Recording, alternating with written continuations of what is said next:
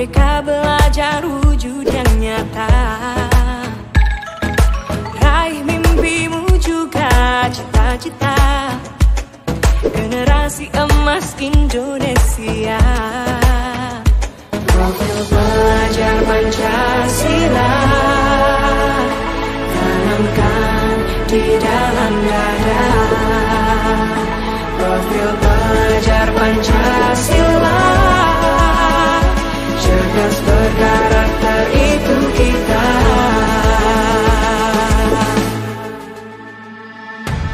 Beriman dan bertakwa pada Tuhan yang Maha Esa. Berakhlak mulia, berkebinekaan global kita. Gotong royong, berjiwa mandiri, berpikir kreatif dan bernalar kritis.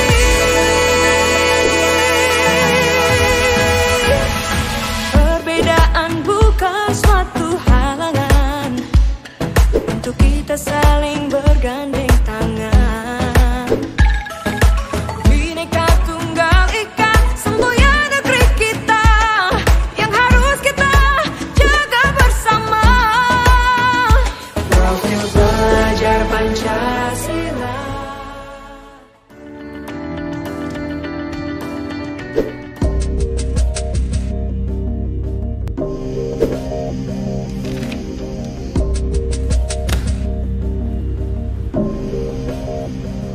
Naren!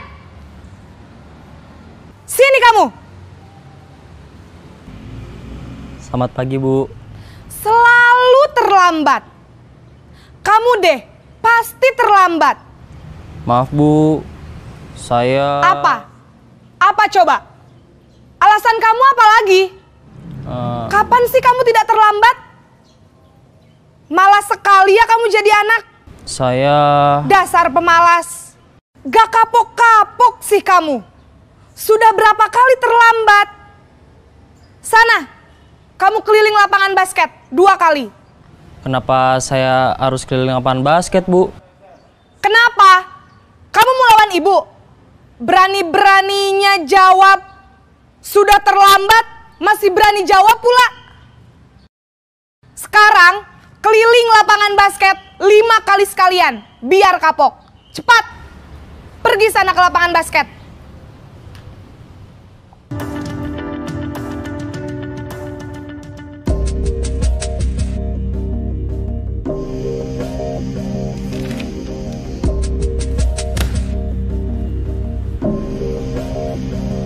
Naren!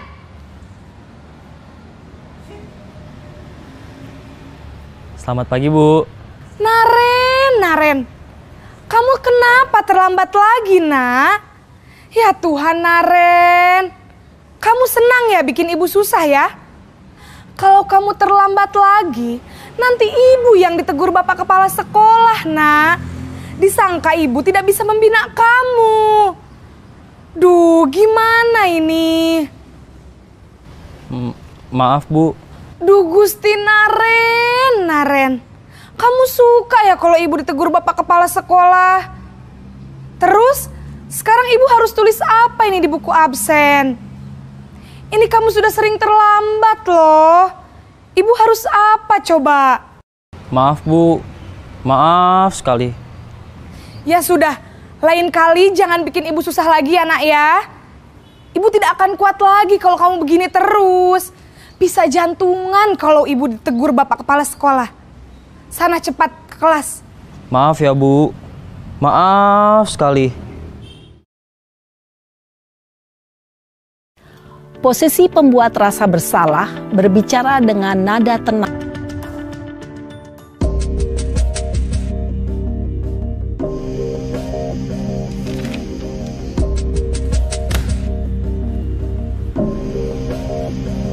Naren!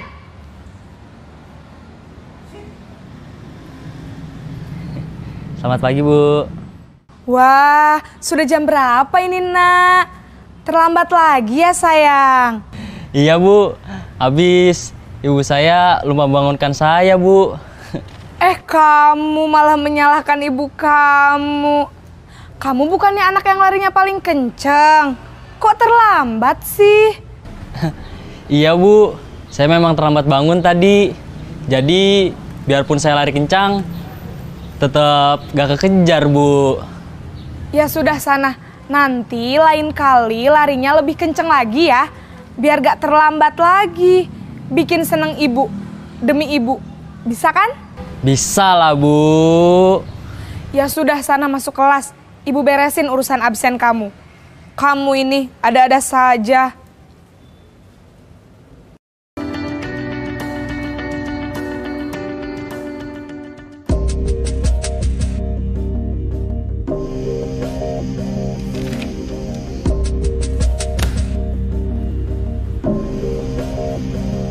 Naren!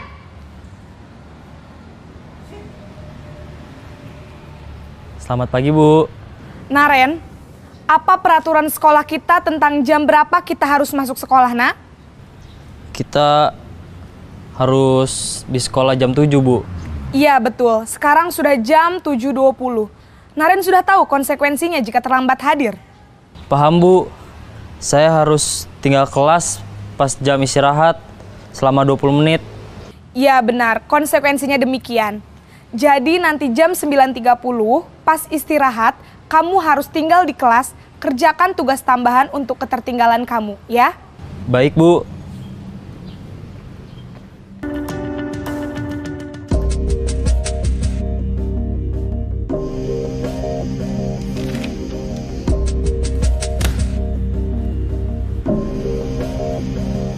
Naren!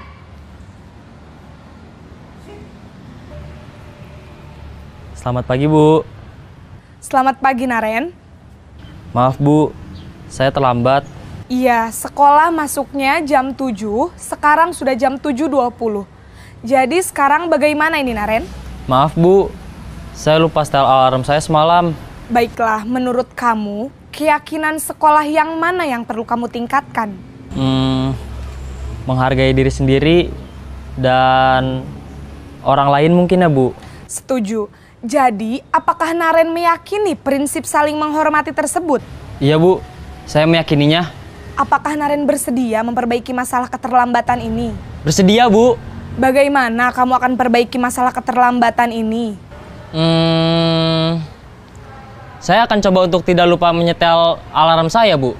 Baik, kalau Naren lupa menyetel alarm di rumah, ada orang yang kira-kira bisa bantu mengingatkan tidak? Ada, Bu. Kakak saya, Kak Ema. Ada lagi selain Kak Ema? Selain Kak Ema, ada ibu saya. Baik, jadi yang mengingatkan Naren adalah Kak Ema dan ibu kamu ya? Kira-kira akan mulai setel alarm kapan nih, Naren? Setelah pulang sekolah, akan segera saya lakukan. Baik, jadi Naren akan setel alarm untuk bangun besok pagi dan akan diingatkan oleh kakak dan ibunda Naren ya. Ada lagi yang mungkin perlu dilakukan, Naren? Agar tidak terlambat bangun lagi. Tidak ada, Bu. Baik, Naren. Terima kasih untuk kerjasama kamu. Sekarang kamu perlu kembali ke kelas untuk belajar. Baik, Bu. Terima kasih.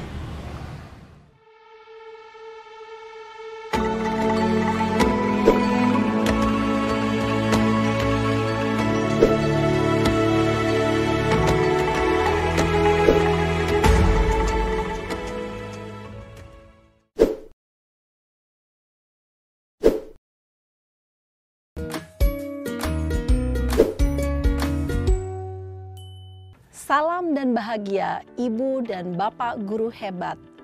Pada video kali ini kita akan membahas tentang salah satu program disiplin positif yang diterapkan di lingkungan sekolah yang dikenal dengan nama restitusi.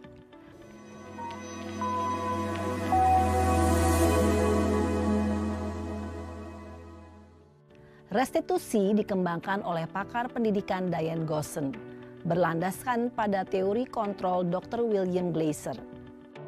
Segitiga restitusi adalah suatu proses dialog yang dijalankan oleh guru, atau orang tua agar dapat menghasilkan murid yang mandiri dan bertanggung jawab.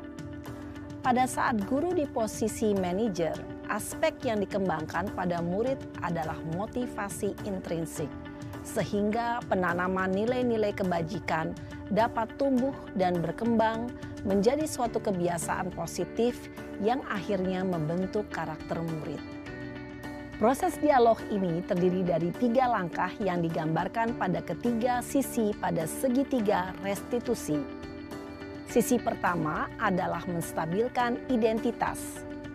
Sisi yang kedua adalah validasi tindakan yang salah. Dan sisi yang ketiga adalah menanyakan keyakinan. Ibu dan Bapak guru, berikut ini akan ditunjukkan bagaimana seorang guru berada dalam posisi manajer menggunakan penerapan segitiga restitusi.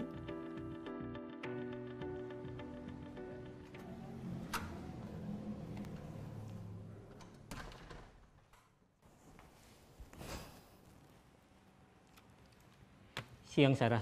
Siang, Pak. Sudah lama nggak ketemu Sarah. Kenapa hari ini ada di sini? Kesel, Pak. Kesel banget. Masa aku dikatain tukang fitnah, Pak? Ya aku marah lah. Aku balik ngatain Eka di depan kelas. Kesel banget. Oh, begitu. Ya pasti kamu marah dan kesal.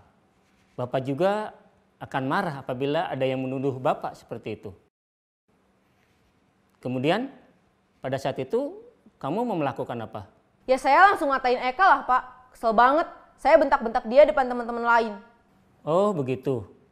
Pasti kamu melakukan seperti itu karena suatu alasan tertentu, bukan?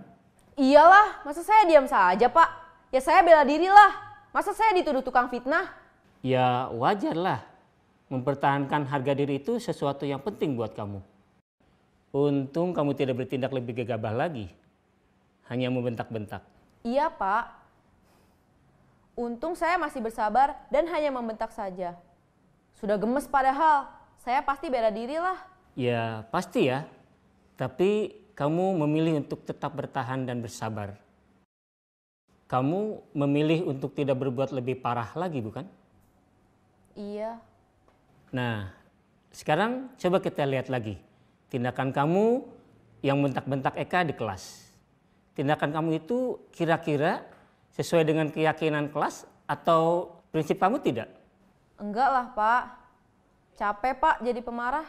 Jadi keyakinan atau prinsip mana yang kurang sesuai dengan keinginan kamu?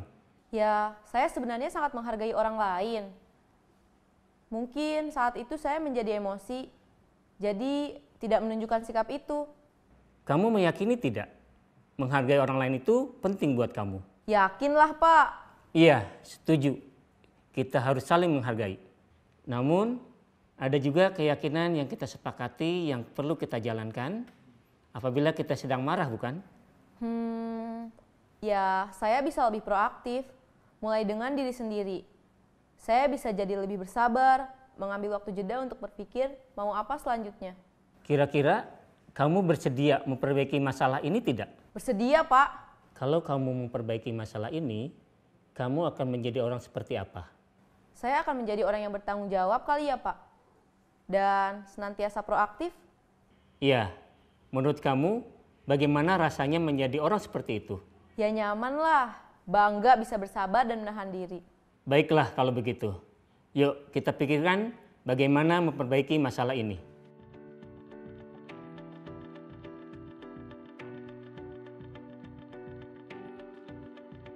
Ibu dan Bapak guru hebat. Baru saja kita menyaksikan contoh bagaimana seorang guru berada dalam posisi manajer menggunakan penerapan segitiga restitusi. Mari kita bahas satu persatu. Pada sisi pertama, menstabilkan identitas berdasarkan pada prinsip bahwa membuat kesalahan adalah bagian dari proses pembelajaran. Sisi pertama dari segitiga ini berperan menggeser identitas murid dari identitas gagal ke identitas sukses. Murid yang sedang bertingkah laku yang tidak pantas atau menarik diri saat itu sedang mengalami identitas gagal. Bila kita mengkritiknya, maka posisinya tidak akan berubah. Kita bisa mengajukan pernyataan-pernyataan ini. 1. Membuat kesalahan sesuatu yang wajar. 2. Manusia tidak ada yang sempurna. 3. Kita bisa memperbaiki masalah ini. 4. Saya tidak menanyakan kesalahannya. Saya lebih fokus bagaimana memperbaiki masalah ini. 5. Apakah saat ini kamu tengah menjadi orang yang baik untuk dirimu sendiri? Pada sisi kedua, validasi tindakan yang salah berlandaskan pada prinsip bahwa setiap perilaku berupaya memenuhi suatu kebutuhan tertentu. Guru yang telah memahami teori kontrol akan bergeser dari pemikiran stimulus respon menjadi proaktif dan mencoba untuk mengenali tujuan dari perilaku murid.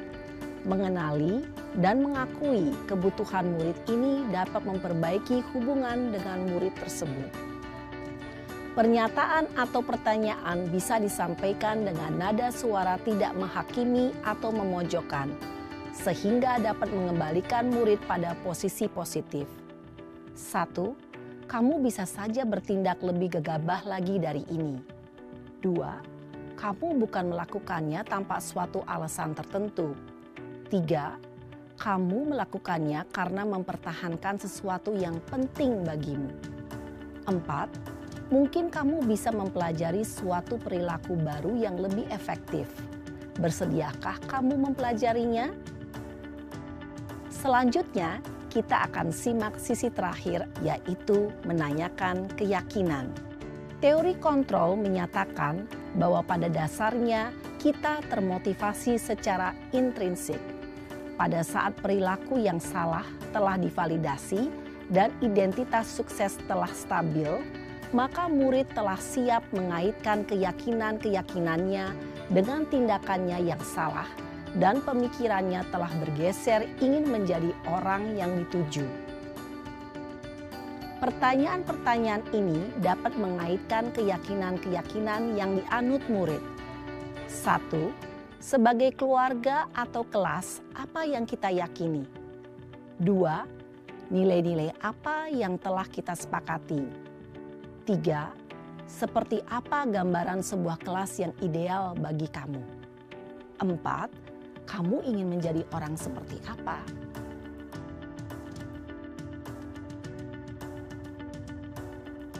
Dalam menerapkan segitiga restitusi, perlu diperhatikan beberapa hal, yaitu 1. Perilaku yang salah perlu dikaitkan dengan nilai-nilai atau keyakinan-keyakinan yang telah disepakati atau dituju. 2. Kesediaan orang yang melakukan kesalahan untuk memperbaiki masalah. 3. Pemecahan masalah sebisa mungkin relevan atau memiliki hubungan dengan masalah yang ada. 4. Usaha. Perlu adanya suatu usaha perbaikan dari pihak yang berbuat kesalahan. 5. Waktu. Perlu didedikasikan waktu dari pihak yang berbuat kesalahan. Tanyakan kapan akan mulai diberlakukan usaha untuk memperbaiki masalah. Dengan memahami struktur penerapan segitiga restitusi, diharapkan guru dapat menerapkan posisinya sebagai manajer dengan mengajukan pertanyaan-pertanyaan bermakna yang dapat membuat murid menjadi lebih percaya diri, bertanggung jawab, dan mandiri. Nah, ibu bapak guru perlu tidaknya mengikuti ketiga tahapan dalam segitiga restitusi bergantung pada ringan beratnya suatu permasalahan. Misalnya, bila permasalahan tersebut ringan, maka tidak perlu dijalankan secara berurutan. Bahkan bisa semudah menanyakan apa keyakinan yang kita sepakati. Dengan menjalankan segitiga restitusi, dengan mengajukan pertanyaan-pertanyaan bermakna, diharapkan murid menjadi lebih kuat secara pribadi, dapat membuka wawasan murid agar dapat menyelesaikan permasalahannya sendiri, semakin percaya diri, mandiri, dan merdeka. Salam dan bahagia, ibu bapak guru hebat.